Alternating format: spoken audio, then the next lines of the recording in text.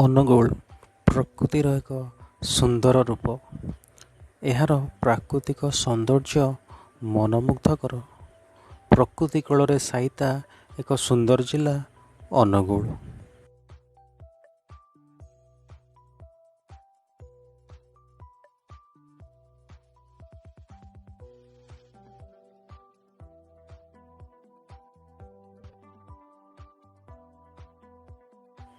ଆଜି ଆମେ ଆସିଛୁ ପାତ୍ରପଡ଼ା। ଅନୁଗୁଳର ଏକ ସୁନ୍ଦର ଜାଗା, ଯାହାକୁ ନ ଦେଖିଲେ ଆପଣ ବିଶ୍ୱାସ କରିପାରିବେ ନାହିଁ। ଆଜି ହେଉଛି 2020 ମସିହା ନୂତନ ବର୍ଷର ପ୍ରଥମ ଦିନ।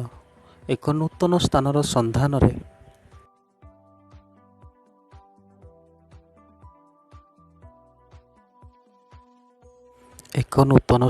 ସନ୍ଧାନରେ ମନରେ ପ୍ରବଳ ଉନ୍ମାଦନା ଆମର।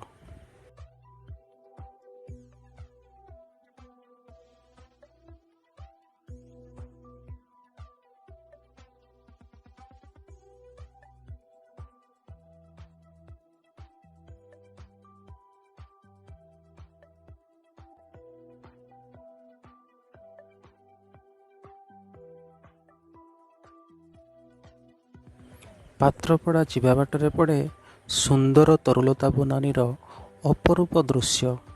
ପ୍ରକୃତିକୁ ଦୁଇ ଫାଳ କରି ରାସ୍ତା ଲମ୍ବି ଯାଇଛି ଆଗକୁ।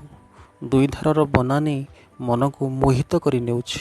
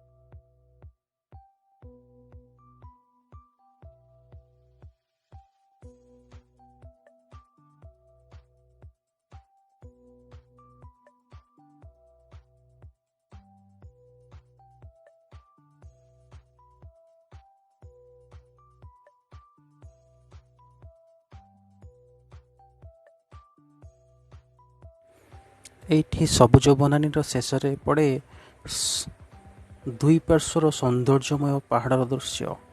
ପାହାଡ଼ ଗୁଡ଼ିକ ଖୁବ୍ ଆକର୍ଷଣୀୟ ଓ ମନମୁଗ୍ଧକର।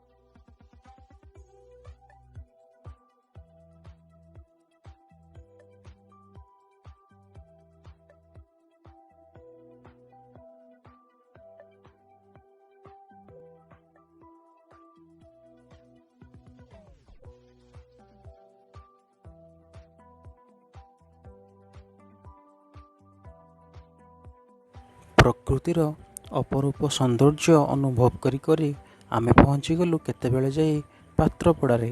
ପାତ୍ରପଡ଼ାରେ ପହଞ୍ଚିବା ପରେ ଦେଖିଲୁ ସେଠି ଲୋକମାନଙ୍କର ଭିଡ଼ ଜମି ଯାଇଛି। ନିଜ ପରିବାର ସହିତ ଲୋକମାନେ ନୂତନ ବର୍ଷରେ ଆସି ବଣଭୋଜିରେ ମସଗୁଲ ହୋଇପଡ଼ିଛନ୍ତି।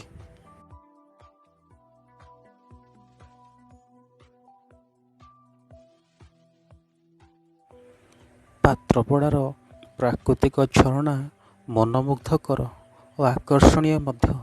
ଏଠାରେ କିଛି ମୁହୂର୍ତ୍ତ କଟାଇଲେ ମନର ସବୁ ଅବସାଦ ଦୂର ହୁଏ।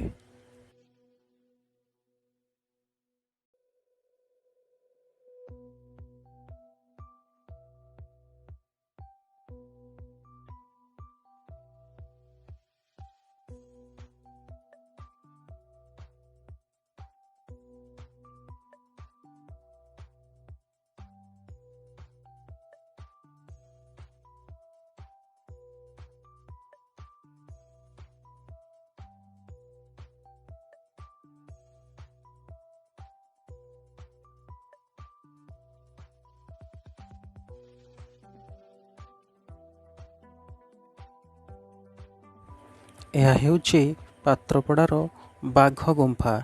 ଏହି ଗୁମ୍ଫାରେ ବାଘ ରୁହେନି, କିନ୍ତୁ ଏହାର ନାମ ବାଘ ଗୁମ୍ଫା। ଆମେ ଭିତରକୁ ଗଲୁ, କିନ୍ତୁ ବସି ବସି ଯିବାକୁ ପଡ଼େ। ଗୁମ୍ଫାଟି ଅତି ଅଣଓସାରିଆ। ଗୁମ୍ଫାରେ ପଶିବାର ନୂତନ ଅନୁଭୂତି ଅତି ନିଆରା। ସତରେ ପାତ୍ରପଡ଼ା ଅତି ଆକର୍ଷଣୀୟ ଜାଗା। ଥରେ ନିହାତି ଅନୁଗୁଳ ଗଲେ ଥରେ ନିହାତି ଆପଣ ପାତ୍ରପଡ଼ା ବୁଲି ଆସିବେ ଏବଂ ଏହାର ଅପରୂପ କମନୀୟ ସୌନ୍ଦର୍ଯ୍ୟକୁ ଅନୁଭବ କରିବେ। ଭିଡ଼ିଓଟିକୁ ଦେଖିଥିବାରୁ ଆପଣଙ୍କୁ ଅଶେଷ ଅଶେଷ ଧନ୍ୟବାଦ।